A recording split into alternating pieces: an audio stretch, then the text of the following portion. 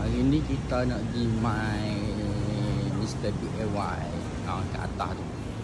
Sebabnya malam kita tengok kereta tu dah, tapi kita tak ambil. Rupanya kereta tu boleh sul. So kita tengoklah ada ke tak ada lagi ke. Habis dah. Jom kita masuk kat dalam DIY ni. Agak ada lah rezeki hari ni kan. Jom. Kita nak sampai dah. Malam kita tengok dah benar. Kita pergi tapi kita tak ambil.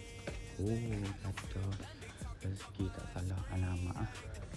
Ada hasil lah kita ambil. Ni dia. Ni lah. Apa kata? Sustain. Ni buah cherry. Okay.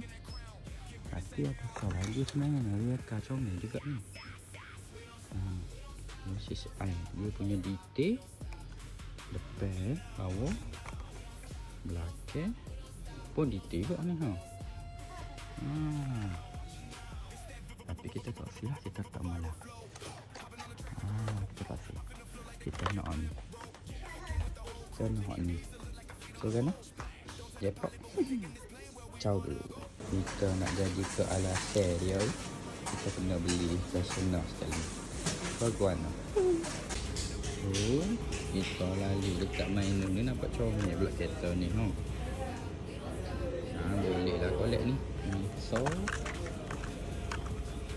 ini macam ada dah, macam ada, tak ingat apa kita ambil ni lah. Ni macam tak ada lagi. Rasa lah ni. So kita ambil dua ni je lah, sebab ni rasanya tak ada lagi. Yang ni rasanya ada, kita tinggal asal.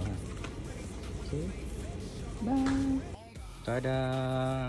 So hari ni dapatlah dua, tapi tadi tak tahulah ada ke tak ada kan. So saya ambil lah dua ni dulu.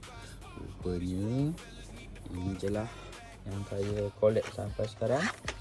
Adalah sikit kan, tapi problem dia rupanya tadi ada yang tak ada. Tak apalah, next time kalau ada rezeki lagi kita beli.